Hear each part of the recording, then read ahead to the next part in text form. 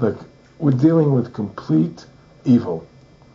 We're dealing with complete evil. And until the American people wake up and say, we don't want this evil in our country anymore, and we want to come back to a country of decency and goodness and integrity and honor, we're going down that road. And that's what it's going to take. It's going to have people stand up and say, we don't want to live in this kind of a world anymore. I believe we should pull all our troops out of Iraq. I believe we should leave other countries alone. Let other countries live their lives the way they choose to. Stop trying to spread democracy around the world, which is the worst form of government there is anyway. Restore our republic to what it's supposed to be, and go back to what the founding fathers gave us, and try and restore that. Restore the republic. Like the point of everything is that we have to mobilize. Each one of us. You and I can't do everything, Alex. You and I may be leaders. We may be out there, and people listen to us, and what we have to say, and follow us. But the truth of the matter happens to be, it takes all Americans to stand together, to stand tall, to mobilize and say, we're not going to take this anymore. I'm mad as hell. I'm not going to take it anymore. We're going to stand up and fight the battle. And you and I can't do this alone. We're just leaders of the thing. But other people have to join in with us and stand side by side, shoulder to shoulder, and say, I'm not going to take it anymore. That's what it's going to take to win this effort. And to stop cooperating with the government and with all their rules and regulations, and to wake everybody up, to hand out DVDs of my movie, to hand out DVDs of your movie, to educate everybody to what's going on. Well, freedom and liberty is what people really want, and it's time to stop the duplicity of the government from lying to us. You see, many people know the truth of what's happening in this country. They know the truth, like the numbers you gave about 9/11, but they're afraid to stand up.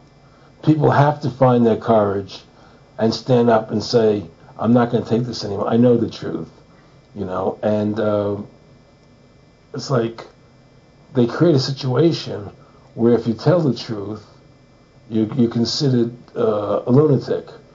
In other words, if someone goes on a TV show and says 9/11's an inside job, oh, you're an idiot, you're crazy, they call you names. You can't be afraid of that. Well, it doesn't work anymore. I mean, they have no facts. Just calling you crazy doesn't make you crazy. Well, we know that. They also go get kooks who are kooks to put them on to then say they represent us. That's right, exactly. Another tactic. Exactly. And Bill O'Reilly's great at that. Sean Hannity is great at that. They just put people on who they can dominate, But why do you think guys like that, they're not stupid? I mean, I've taught people that don't. They know the truth. Why do you think they decide to join the evil? That has to be in their hearts. I mean, I had the opportunity to do that, and then in my heart I couldn't do it.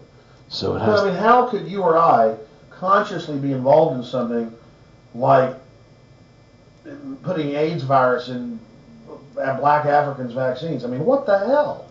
I mean, it's like we're not good guys either. I mean, I don't think I'm like some special perfect person.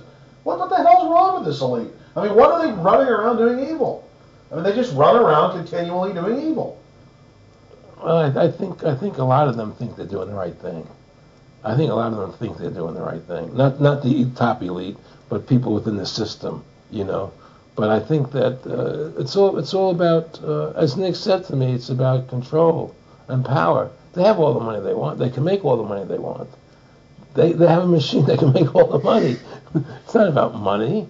It's about control. It's about their vision of how they want to see the world in their eyes. And you and I believe in individuality, in the person being the dominant thing, the individual being the dominant person.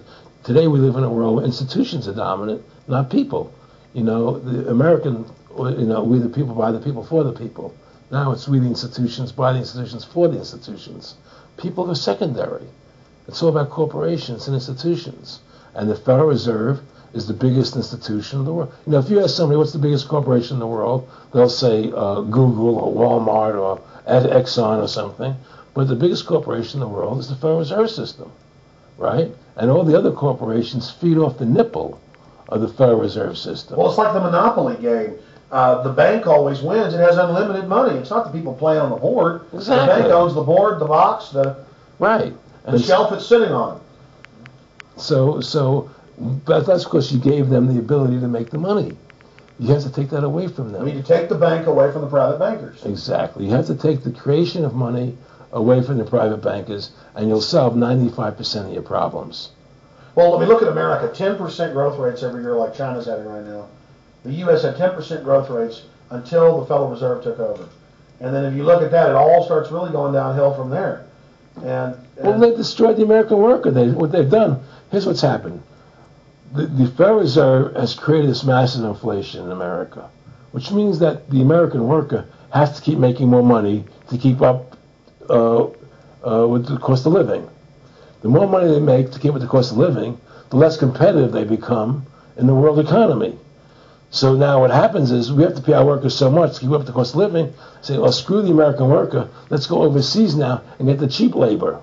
But really, that's a war being waged against the middle class. Of course the bankers print the money. Really, this is a war being waged against the middle class. The bankers print the money. Everything they're doing is about destroying any private pools of wealth or independence. Yeah, but what I'm trying to say is, because of the inflation that they've created, they've now allowed other countries to outcompete us.